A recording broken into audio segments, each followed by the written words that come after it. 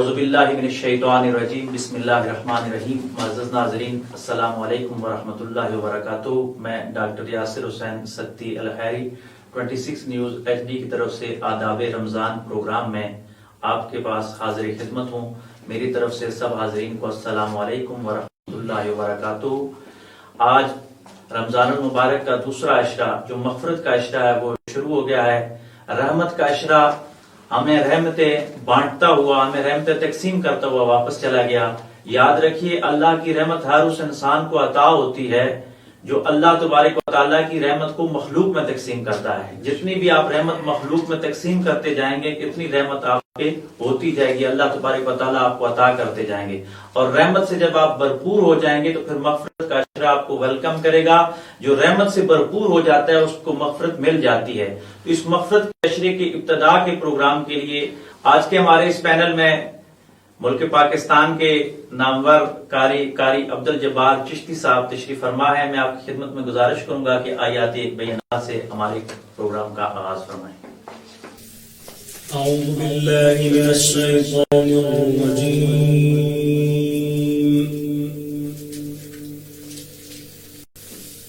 بسم اللہ الرحمن الرحیم۔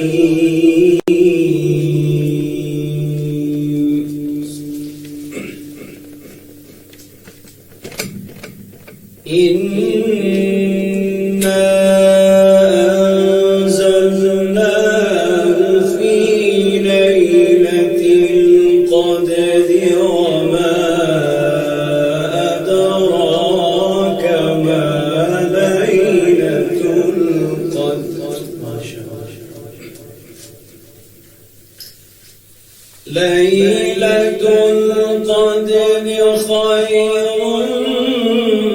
من ألف شهر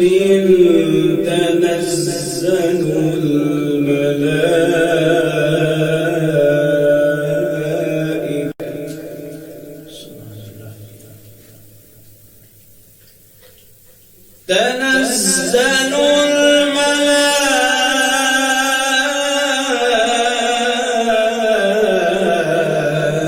الملائكة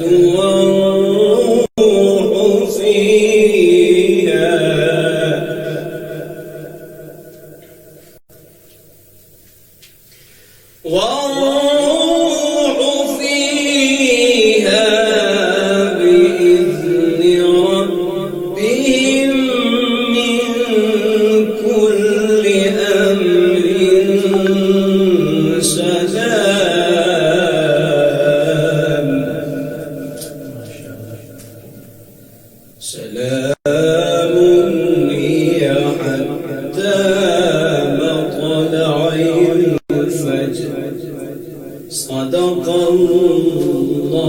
العظيم۔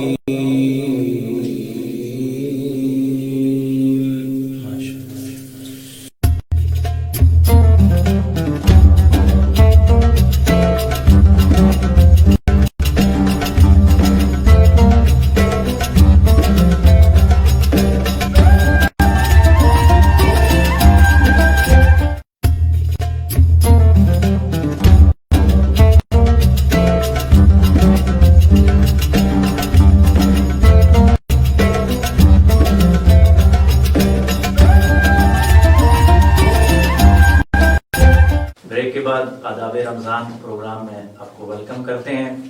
جس طرح پہلے سیشن میں ہمارے معزز مہمان حکیم اخلاق احمد الخیری صاحب اظہار کے حوالے سے گفتگو فرما رہے تھے، یہ دوسرا عشرہ شروع ہو گیا ہے۔ پہلے عشرے میں لوگ رمضان کو ویلکم کرتے ہیں، ہر بندہ اس کی رحمت حاصل کرنے کی کوشش کرتا ہے۔ دوسرا عشرہ جب آتا ہے تو ہمارے برصغیر پاک و ہند میں اور بالخصوص پاکستان میں افطار پارٹیوں کا ایک رواج ہے کہ ہم لوگوں کو زیادہ تر دوسرے عشرے میں افطاری بلاتے ہیں، کیونکہ تیسرا عشرہ جو ہوتا ہے اس میں میکسیمم لوگ عید کی تیاریوں پہ نکل جاتے ہیں، اپنے اپنے معمولات کی طرف چلے جاتے ہیں۔ تو دوسرے عشرے میں ہماری یہ کوشش ہوتی ہے کہ ہم اپنے رشتہ داروں کو، اپنے چاہنے والوں کو، اپنے دوستوں کو، اپنے اعزاء و اقرباء کو افطار پارٹی پہ مدعو کریں۔ اس حوالے سے دیکھا گیا ہے کہ یہ ایک خالص مذہبی فریضہ تھا۔ حضور نبی کریم صلی اللہ علیہ وآلہ وسلم کی وہ پیاری حدیث جس کا مفہوم ہے کہ آقا علیہ السلام نے فرمایا کہ اگر رمضان کا روزہ کوئی آدمی کسی دوسرے مسلمان کو افطار کرواتا ہے تو اللہ تبارک و تعالیٰ اتنا ہی اجر اس کو عطا فرماتے ہیں جتنا کہ روزہ رکھنے والے کو اللہ نے اجر دیا۔ یعنی ایک گھونٹ پانی سے اگر آپ کسی کو افطار کروائیں یا ایک دانہ کھجور سے افطار کروائیں، لیکن اس کا اجر اتنا زیادہ ہو جاتا ہے کہ اجر وہ روزہ رکھنے والے کو جتنا ملتا ہے اتنا ہی اجر اس کو ملتا ہے۔ لیکن صحابہ کرام نے پوچھا کہ یا رسول اللہ صلی اللہ علیہ وآلہ وسلم کیا روزہ رکھنے والے کے اجر سے کچھ کمی ہو جاتی ہے؟ تو حضور علیہ السلام نے فرمایا نہیں، اس میں کوئی کمی نہیں ہوتی، بلکہ اپنے خاص فضل سے اللہ تبارک و تعالیٰ افطار کروانے والے کو اور ثواب عطا فرما دیتا ہے۔ اب تھی تو یہ خالص ایک مذہبی اور روحانی افطاری، ایک اثار کا جذبہ تھا، لیکن جس طرح ہماری مختلف اقدار پہ ہماری روحانیت پہ مادیت غالب آ گئی ہے، کیونکہ مادیت پسندی کا دور ہے، ہم مادیت میں کھوتے چلے گئے اور بدقسمتی سے ہم افطار جیسے ایک روحانی سیگمنٹ کو، ایک روحانی جو ہمارا تہوار تھا، اس کو بھی ہم نے مادیت میں تبدیل کر دیا۔ اب آپ پوچھیں گے کہ مادیت کس طرح ہے، تو مادیت اس طرح ہے کہ آپ کی افطار پارٹی میں اگر انسان اس طرح شامل ہوتا ہے کہ صرف اس میں امیر رشتہ داروں کو آپ انوائٹ کرتے ہیں، تو میں سمجھتا ہوں کہ آپ نے اس افطار کے جو مقصد ہے اس کو ختم کر دیا ہے، کیونکہ حضور علیہ السلام نے فرمایا ہے کہ شرک کی جو اقسام ہے ان میں سے ایک شرک یہ بھی ہے کہ آپ لوگوں کے دکھاوے کے لیے کوئی عمل کرتے ہیں، آپ اپنے ریلیٹیوز کو دکھاتے ہیں کہ فلاں جو میرا ریلیٹیو ہے وہ فائنینشلی طور پہ سٹرانگ ہے، اس کا معاشرے میں ایک مقام زیادہ ہے، میں اس کو افطار پارٹی پہ بلاؤں گا، کل وہ مجھے اپنے گھر بلائے گا تو ہماری ایک PR بنے گی، ہماری ریپو آئے گی۔ لیکن دوسری طرف وہ غریب رشتہ دار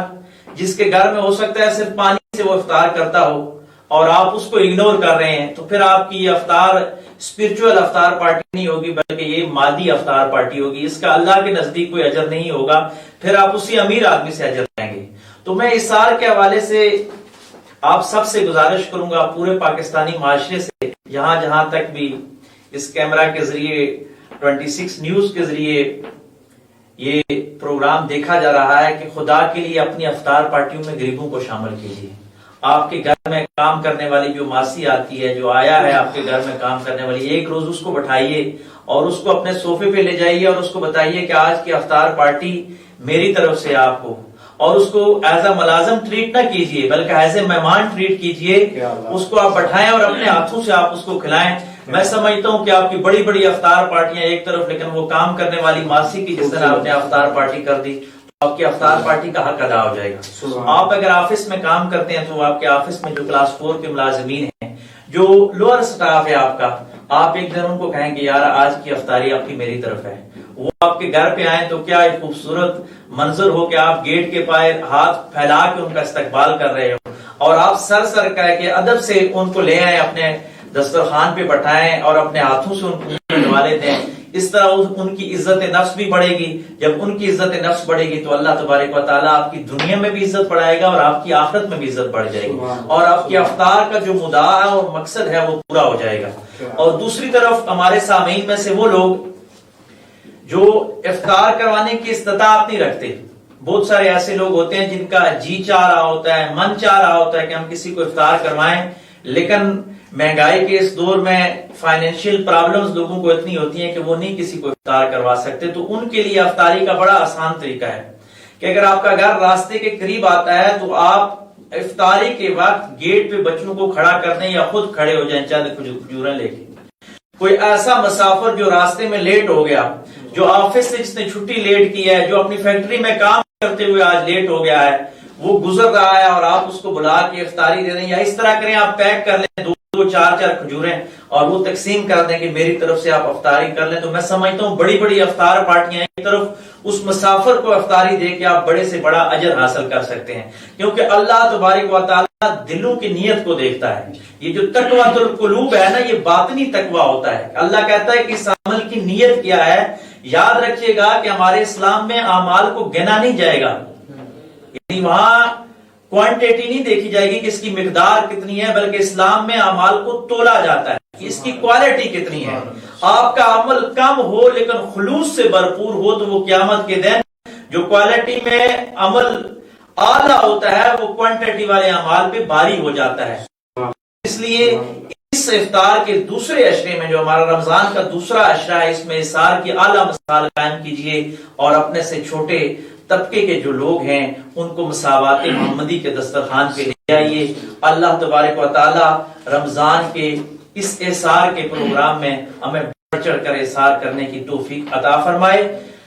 ہمارا کوئی بھی پروگرام ہوتا ہے، مسلمان کی یہ شان ہوتی ہے کہ وہ توحید سے ابتدا کرتا ہے اور رسالت پہ جا کے انتہا کرتا ہے. ہم لا الہ الا اللہ سے اگر اپنے مسلمان ہونے کی ابتدا کرتے ہیں تو ہماری انتہا محمد رسول اللہ صلی اللہ علیہ وآلہ وسلم پہ ہوتی ہے. اور مداح رسول اگر رمضان کی خصوصی ساعتوں میں کی جائے اور مغفرت والے عشرے میں افطار کے قریب کی جائے تو میں سمجھتا ہوں کہ وہ مغفرت والا رب اپنے محبوب کے صدقے ہم پہ ضرور مغفرت کی بارش برسائے گا. آج کے ہمارے اس سیگمنٹ میں رسول مقبول صلی اللہ علیہ وآلہ وسلم کے لیے ملک پاکستان کے عظیم مداح رسول اور اللہ تبارک و تعالیٰ نے جن کو چھوٹی عمر میں بڑا مقام دیا ہے. یاد رکھیے گا آدمی عمر سے بڑا نہیں ہوتا بلکہ اللہ کا فضل جس پہ ہو جائے تو وہ بڑا ہو جاتا ہے. اور میں سمجھتا ہوں کہ ذکر رسول یہ ایسی چیز ہے کہ یہ چھوٹے سے چھوٹا آدمی بھی اگر کرتا ہے تو اللہ تبارک و تعالیٰ اس کو رشک کمر کر دیتے ہیں. ہمارے آج کے مہمان محمد آصف نقشبندی صاحب، میں سمجھتا ہوں کہ ان کا بڑا پن یہی ہے کہ یہ مداح رسول صلی اللہ علیہ وآلہ وسلم کرتے ہیں اور دل کی گہرائیوں سے کرتے ہیں. تو میں آصف بھائی آپ سے گزارش کروں گا کہ بارگاہ خیر اللہ نام میں ہدیہ عقیدت پیش فرمائیں. چراغ گولڑا حضور پیر سید نصیر نصیر صاحب کا مشہور زمانہ لکھا ہوا کلام ہے، میں وہ پیش کرتا ہوں.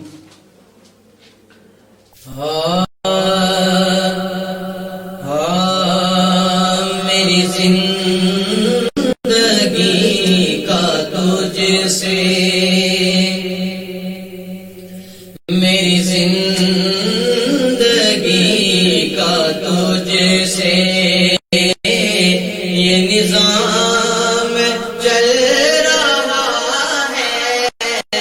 میری زندگی کا تجھ سے، میری زندگی کا تجھ سے یہ نظام چل رہا ہے. تیرا آستاں سلامت میرے مدینے والے آقا، تیرا آستاں سلامت میرا کام چل رہا ہے. میری زندگی کا تجھ سے، اور نہیں عرش و فرش پر ہی تیری عظمتوں کے چرچے، نہیں عرش و فرش پر ہی تیری عظمتوں کے چرچے، تہے خاک بھی لحد میں میرے مدینے والے آقا، تہے خاک بھی لحد میں تیرا نام چل رہا ہے. میری زندگی کا تجھ سے وہ برابری کا تو نے دیا درس آدمی کو، وہ برابری کا تو نے دیا درس آدمی کو کہ غلام نا کافر ہے تو امام چل رہا ہے، کہ غلام نا کافر ہے تو امام چل رہا ہے. میری زندگی کا تجھ سے، اور قبلہ بہت ہی خوبصورت شعر ہے. مجھے اس قدر جہاں میں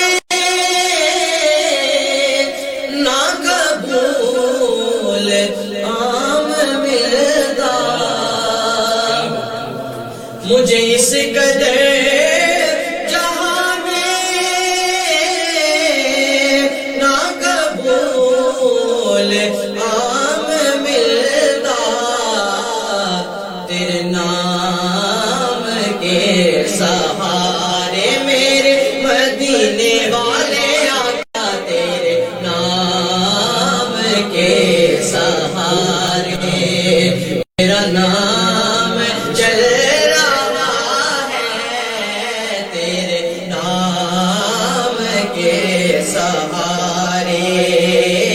मेरा नाम चल रहा है, मेरी जिंदगी का तुझसे।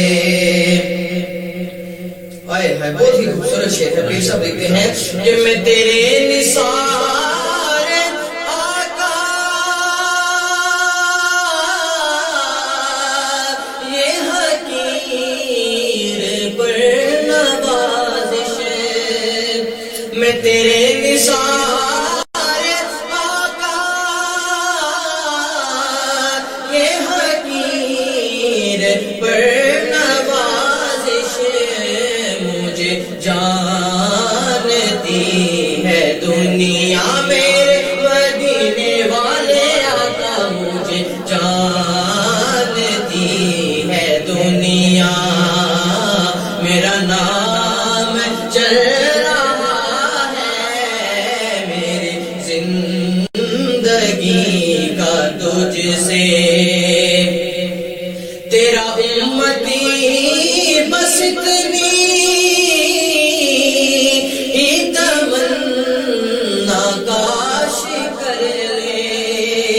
तेरा उम्मती बस इतनी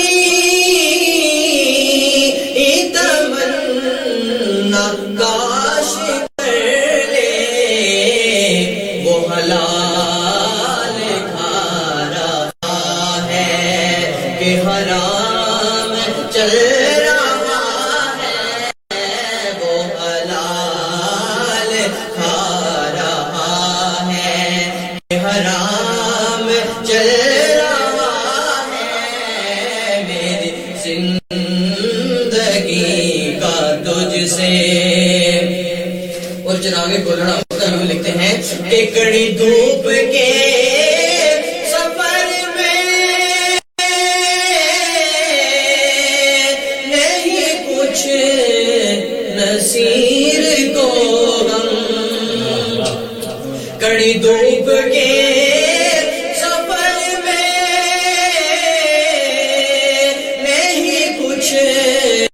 नसीर को गम, तेरे साये करम में मेरे मदीने वाले आका, तेरे साये करम में ये गुलाम चल रहा है, मेरी जिंदगी का तुझसे। निजाम चल रहा है, मेरी जिंदगी का तुझसे, ये निजाम चल रहा है, तेरा आस्था सलामत मेरा काम चल रहा है, मेरी जिंदगी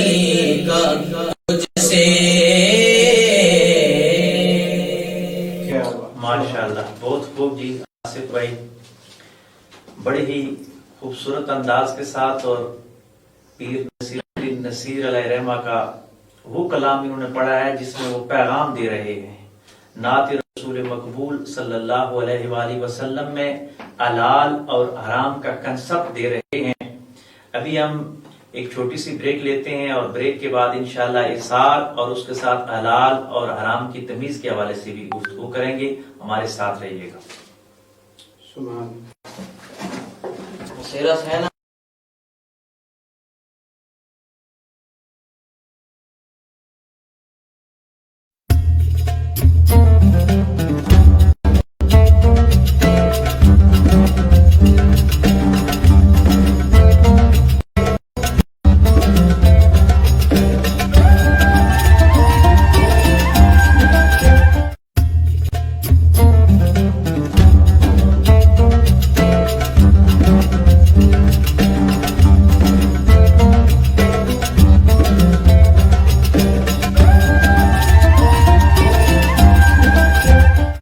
रमजान ट्रांसमिशन में ब्रेक के बाद हम दोबारा हाजिर खिदमत हैं। हमारे साथ जुड़े रहने का बहुत शुक्रिया। بریک پہ جانے سے پہلے آصف بھائی نے جو نعت ہم سب کو سنائی، تو آج کا جو ہمارا پروگرام ہے افطاری کے آداب، اور اس میں ہم اثار اور قربانی کی بات کر رہے ہیں، تو انہوں نے کمال بات کی، میرے دل کو لگی، اور میں سمجھتا ہوں کہ ہر زیرو انسان کو وہ اس کی ہارٹ فیلنگ کو جا کے ٹچ کرتی ہے کہ حلال اور حرام کا کنسپٹ کیا ہے۔ ہمارے ہاں اثار یہ سمجھا جاتا ہے، معاف کیجئے گا ہمارا پروگرام مذہبی پروگرام ہے، ہمارے کرنٹ افیئرز میں آپ روزانہ سنتے ہی ہوں گے کہ تیسری دنیا کے جتنے بھی ممالک ہیں وہاں پہ ایک بہت بڑا مسئلہ یہ ہے کہ لوگ بہت صدقہ خیرات بھی کرتے ہیں۔ ہمارے پاکستان میں بہت صدقہ خیرات ہوتی ہے، ڈونیشنز بہت ہوتی ہیں، لیکن ہمارے ساتھی جرنلسٹ جب جا کے تحقیق کرتے ہیں، رپورٹنگ کرتے ہیں، تو معلوم ہی ہوتا ہے کہ بڑے بڑے حاجی صاحبان وہ رمضان میں عمرہ کرنے بھی جاتے ہیں، حج کرنے بھی جاتے ہیں، لیکن اربوں روپے کی وہ کرپشن کرتے ہیں۔ آپ دیکھیں گے کہ اگر ہمارے فوڈ آئٹمز جو ہو گئے، چینی کی قلت ہوگی، کھجور مارکیٹ میں شارٹ ہوگی، کوئی بھی ہوتا ہے تو اس میں بڑے حاجی صاحبان، معاف کیجئے گا سب حاجی صاحبان کا میں نہیں ذکر کر رہا، لیکن ہماری ٹریڈ یونین میں ہم جب جاتے ہیں کیونکہ ہم اسی معاشرے کا حصہ ہیں تو وہاں پہ حاجی صاحب کا لفظ یوز ہوتا ہے۔ جتنا بڑا امیر آدمی ہوتا ہے تو حاجی صاحب، اور جب تحقیق کرتے ہیں تو معلوم ہی ہوتا ہے کہ حاجی صاحب نے اتنی کرپشن کیا، اس کرپشن سے نکال کے اگر آپ صدقہ کرتے ہیں، اگر میں مثال دیتا ہوں کہ ہماری پاکستانی قوم اگر 1 کروڑ روپے کا کوئی اگر یہ آدمی کرپشن کرتا ہے اور اس میں سے 1 لاکھ روپیہ وہ اپنے گاؤں میں جا کے صدقہ کرتا ہے تو گاؤں کے لوگ اس کی واہ واہ کر دیں گے کہ اس نے بڑا غریبوں کا خیال رکھا ہے، 10-10 ہزار روپیہ دے دو، کسی کو 5,000 روپیہ دے دو، لوگ تو آپ کی تعریف کر دیں گے، لیکن یاد رکھیے گا اللہ کے نزدیک حرام کی دی ہوئی چیز کی کوئی قدر و قیمت نہیں، نہ وہ اثار میں آتی ہے، نہ وہ قربانی میں آتی ہے، نہ وہ صدقے میں آتی ہے، کیونکہ ہم جس نبی صلی اللہ علیہ وآلہ وسلم کے پیروکار ہیں، ہمارے رحمت للعالمین صلی اللہ علیہ وآلہ وسلم نے ہمیں سکھایا ہے کہ اگر آپ کے جو ڈریسنگ ہے، آپ کے کپڑے ہیں، اس میں سے اگر ایک حصہ بھی 70 حصوں میں سے ایک حصہ بھی حرام کا ہے تو 70 دن تک، بعض روایات میں 40 دن تک آپ کی نماز قبول نہیں ہوتی، اور حرام کا لقمہ کھا کے اگر آپ سجدہ ریز ہوتے ہیں تو آپ کا سجدہ بھی وہ قبول نہیں ہوتا۔ تو میں اثار اور قربانی کرنے والوں سے گزارش کروں گا کہ حلال سے کیجئے، تھوڑا کیجئے، اگر آپ 1 روپیہ کماتے ہیں اس میں سے 4 آنے آپ صدقہ کر دیتے ہیں تو اس کروڑوں روپیہ ڈونیشن کرنے والے سے آپ افضل ہیں، کیونکہ آپ کی وہ حلال کمائی ہے، اور حلال کمائی کا آپ کو معلوم ہے کہ اللہ نے کتنا اجر دیا ہے۔ حضور صلی اللہ علیہ وآلہ وسلم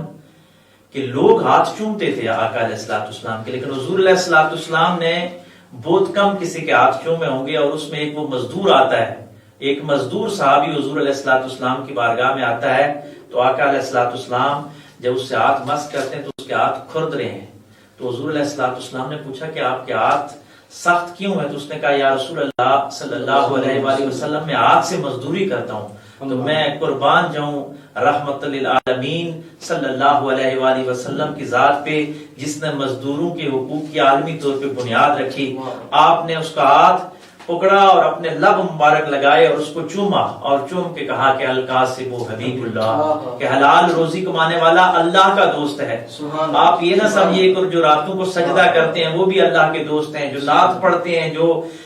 واعظ و نصیحت کرتے ہیں، جو جبہ و دستار میں ہوتے ہیں وہ بھی اللہ کے دوست ہیں، لیکن آمنہ کے لال محمد علیہ السلام فرماتے ہیں کہ جو آدمی مشقت کے ساتھ روزی کماتا ہے، حلال روزی کماتا ہے، تو وہ بھی اللہ کا دوست ہوتا ہے۔ اور میرے اسلامی جمہوریہ پاکستان کے وہ کسان، وہ مزدور جن کی دن رات محنت کے پھل کے طور پہ ہم سب کھا رہے ہیں، میں سمجھتا ہوں کہ ہمیں اللہ کھلاتا ہے اور اس کے بعد پاکستان کا وہ کسان کھلاتا ہے، تو احسار کے پروگراموں میں اپنے کسانوں کو بھی شامل کیجئے، اپنے مزدوروں کو بھی شامل کیجئے، اپنے محنت کشوں کو بھی شامل کیجئے۔ ہم جب ان کا خیال رکھیں گے تو احسار اور اخوت اور بھائی چارے کی جو فضا قائم ہوگی، وہ رمضان کا اصل مدعا اور مقصد پورا ہو جائے گا، اور دنیا کی ہر فیلڈ جو ہوتی ہے وہ دوسری فیلڈ کے ساتھ کنیکٹ ہوتی ہے۔ تو ہمارے کسانوں کے کان جب رس گولنے کی باری آتی ہے تو یہ قرہ حضرات، یہ نعتخوان ان کو اسپرچولی روحانی غذا فراہم کرتے ہیں۔ یہ دنیا ایک دوسرے کے ساتھ کنیکٹڈ ہے کہ ایک بندہ اگر آپ کی مادی ضرورت پوری کرتا ہے تو دوسرا آدمی آپ کی روحانی ضرورت پوری کرتا ہے. ہمارے مسجد کے امام صاحبان اگر صبح اٹھ کے الصلاۃ خیر من النوم نہیں کہیں گے تو ہو سکتا ہے کہ ہم نماز وقت پہ ادا نہ کر سکیں. بالکل اسی طرح جس طرح کہ احسان کی ایک اہمیت ہے کہ وہ کھیت میں ہل چلاتا ہے تو ہم کھانا کھاتے ہیں. ہمارے جو اسپرچل لوگ ہیں، ہمارے مذہبی لوگ ہیں، ہمارے جو قاری صاحبان ہیں، یہ دن رات ایک کر کے قال اللہ اور قال رسول کی صدا عوام تک پہنچاتے ہیں تو معاشرے میں اصل اسلام آتا ہے. تو میں اپنے بھائی قاری عبد الجبار چشتی الخیری صاحب سے گزارش کروں گا کہ آپ نے ماشاءاللہ قرآن مجید حفظ کیا اور اس کے بعد قرآن آپ کا یعنی اس کو ایک فیلڈ کے طور پہ آپ نے لیا، اور میں سمجھتا ہوں عظیم لوگ ہیں. قرآن مجید یہ صحیفہ انقلاب ہے. حضور علیہ الصلوۃ والسلام نے فرمایا کہ تم میں سے بہترین وہ انسان ہے، اللہ اور اس کے رسول کا مدعا یہ ہے کہ بہترین انسان ہوا ہے جو قرآن سیکھے اور دوسروں کو سکھائے. تو یہ قرآن کی تعلیم دینے والے لوگ ہیں. تو میں قاری صاحب سے یہ پوچھوں گا کہ آپ کو یہ شوق کس طرح پیدا ہوا کہ میں حافظ قرآن بنوں؟ آپ نے اس فیلڈ کو کیوں منتخب کیا؟ اس کی کیا وجہ تھی؟ اعوذ باللہ من الشیطان الرجیم، بسم اللہ الرحمن الرحیم، سبحان اللہ وبحمدہ، اللہم صلی علی محمد وعلی آل محمد، اللہم اغفر لی. ڈاکٹر صاحب، ڈاکٹر یاسر حسین صاحب، آپ کا 26 ST نیوز کا میں بے پناہ شکریہ ادا کرتا ہوں کہ آپ نے مجھ ناچیز کو یہ اپرچونٹی فراہم کی اور آج اپنے سیٹ پہ مدعو فرمایا. اور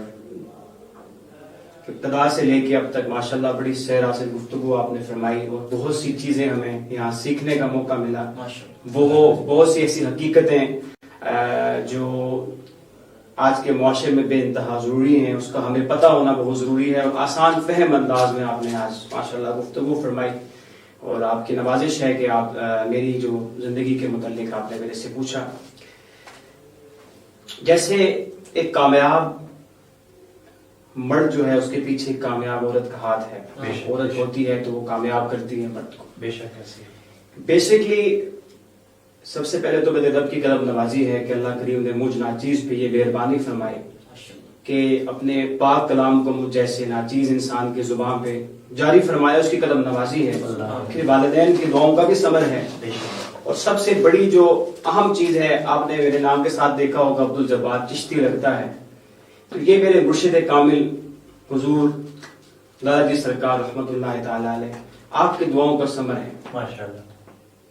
میرے والدین جب مجھے لے کے دربار عالیہ گولڈ شریف حاضر ہوتے ہیں تو آپ دعا فرماتے اور آپ کہتے ہیں کہ انشاءاللہ تعالیٰ یہ بچہ جو ہے اللہ کریم نے مہربانی کی، جب یہ بچہ لڑکپن میں جائے گا انشاءاللہ تو یہ اللہ کا قرآن بھی پڑھے گا، حضور کی نعت پڑھے گا. یہ میرے والدین اور میرے مرشد کے دعاؤں کا صلہ ہے. ماشاءاللہ کیا بات ہے. اور انہی کی دعائیں ہیں کہ آج جو ہے یہ لگن شوق اللہ اور اللہ کے محبوب کا دن بدن بڑھتا ہی جا رہا ہے. ماشاءاللہ قاری صاحب نے کیا خوبصورت بات کی. اس میں ہم سب کے لیے بھی سبق ہے کہ دنیا کا کوئی بھی کام جو ہوتا ہے وہ استاد کے بغیر نہیں سیکھا جاتا. تو ایسے کیسے ممکن ہے کہ اللہ کا جو دین ہے، اللہ کا جو ذکر ہے، اللہ فرماتا ہے وَلَذِكْرُ اللَّهِ اکبر کہ میرا ذکر سب سے بڑی چیز ہے. تو ضرور یہ کسی نہ کسی استاد سے سیکھا جاتا ہے. تو اس کے استاد جو ہوتے ہیں وہ یہ درگاہوں والے، یہ خانقاہوں والے، یہ مدارس والے، یہ مساجد والے، یہ جو ہو حق کی صدائیں لگانے والے، یہ قال اللہ قال رسول کی صدائیں لگانے والے، جو لوگ بچپن میں ان کے ساتھ منسلک ہو جاتے ہیں تو ان پہ پھر ایسی بہار آ جاتی ہے کہ ان کی زبان پہ یا ذکر خدا ہوتا ہے اور یا ذکر مصطفیٰ ہوتا ہے. اور امام احمد بن حنبل رحمۃ اللہ علیہ نے کمال بات کی. آپ سے کسی نے پوچھا کہ دین کا نچوڑ بتائیے تو آپ نے فرمایا کہ دین دو ہی چیزوں کا نام ہے، یا اللہ کا ذکر ہے یا اس کے رسول صلی اللہ علیہ وآلہ وسلم کا ذکر ہے. تو قاری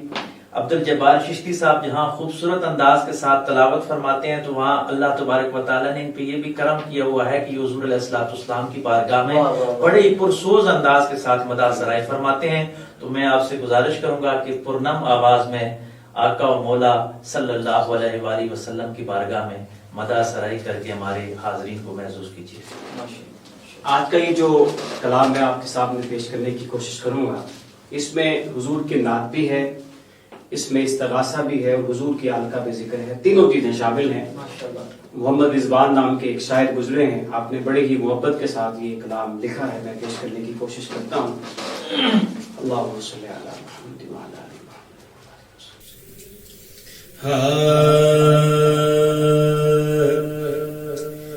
دست بستہ ہے جہاں سارے